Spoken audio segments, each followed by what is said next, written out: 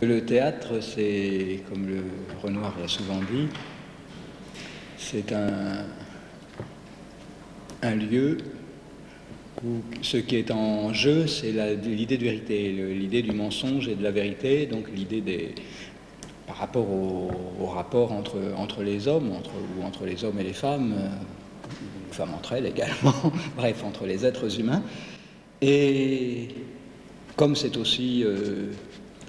Bon, le cinéma, c'est aussi en grande partie les rapports entre les êtres humains, donc c'est une bonne... comment dire? C'est un bon... C'est pas seulement une métaphore, c'est un bon lieu,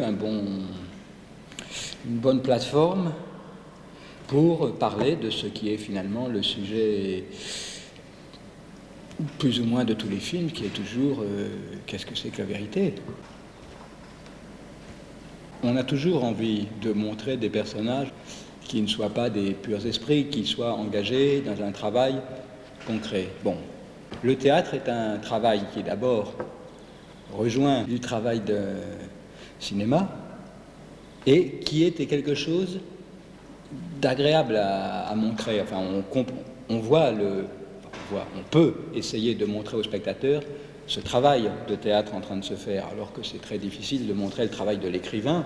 Le travail du peintre, c'est une autre question qu'on va se poser là dans 2 ou 3 mois.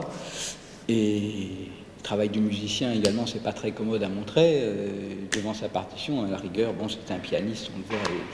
Enfin, ça va pas.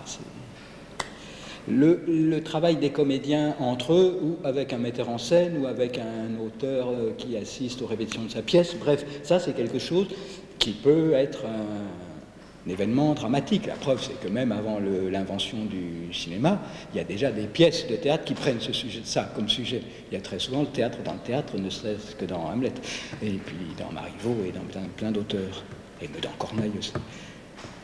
Dans L'Amour fou, j'ai eu envie d'essayer de montrer que c'est des gens, il s'agit d'apprendre il y a tout un travail purement mécanique, de lire comme ça, très simplement, d'apprendre, d'essayer de voir à quoi les mots correspondent, et puis comment après on va bouger, et puis si on peut y arriver, puis si on n'y arrive pas. D'ailleurs, la plupart dans L'Amour fou, ils n'y arrivent pas tellement, dans la mesure où ce sont des amateurs, dans la mesure où ils n'ont pas beaucoup de temps, dans la mesure où le tournage aussi a été très court.